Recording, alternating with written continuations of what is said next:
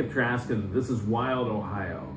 Archery has met technology in a big way, but a few are going back the other way, back to the old stick and string days.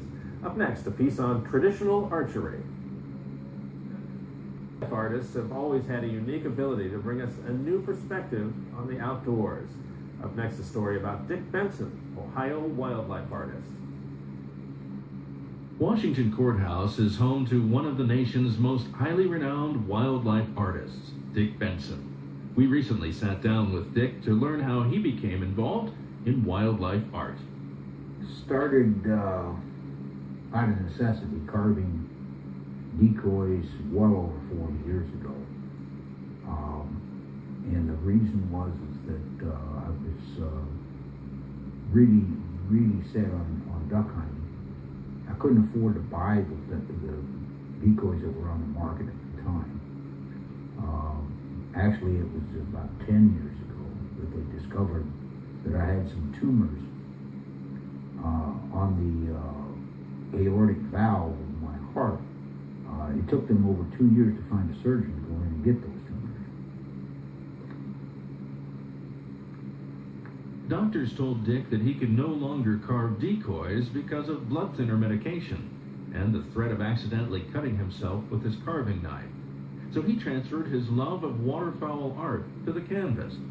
Fortunately, health problems never stopped Dick from enjoying the outdoors, as the experiences serve his artistic muse. Close to 70% of it is experiences of being in the outdoors, being outside and out of doors and so forth, and just going around and seeing some of the things I've seen has inspired me the most. Dick has always been an avid outdoor photographer, but now he uses his photography to capture ideas and images for future paintings. Once I started painting, I started noticing other things, so I started taking photographs of them. I could go out and take maybe 3-4 rolls of film of nothing more than weeds, logs, stones, cricks, things like that I can either use as background or will help me in a lighting situation. The whole aspect of the photography, the painting, and the carving, more so right now, for a fact, the painting and the photography, is it extends my outdoor experience beyond a hunting season. Dick has achieved numerous accolades for his artwork, but recently the state of South Carolina has chosen one of his pieces for its 26th annual duck stamp. I have been very fortunate, and I guess blessed, to have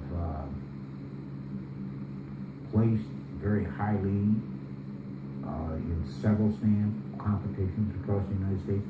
I have won a couple of stamp competitions across the United States. Most recently was the South Carolina duck stamp.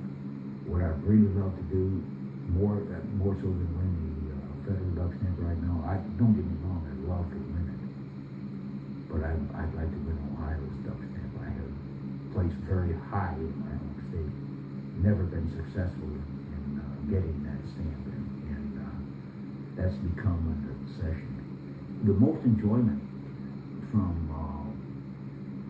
any of the artwork I do is being able to sit down and think about what I want to paint, think about where I've been, and what I was thinking about when I kind of conceived that particular painting, and then watch it come to life on that board or that canvas, or even if I'm happen to be painting or carving a decoy, sitting there and you're holding that decoy, for instance, if it happens to be decoy work and you're painting it, and all of a sudden you're thinking about the live bird. I've always taken the painting, for instance, and painted with eyes in last, because the minute you put the eyes in, for me, and there's always that little white dot that you put the pupil of an eye when you're making a painting. But it's like you Buckeye fans going up to the shoe and watching that guy go out and dot the eye. You know, to me, that's dotting the eye. is you put that white spot in that pupil, and you look at that and you say, yep, I've seen him, I've been there, and I've done that. Now here's Donna Daniel with more Backyards for Wildlife tips.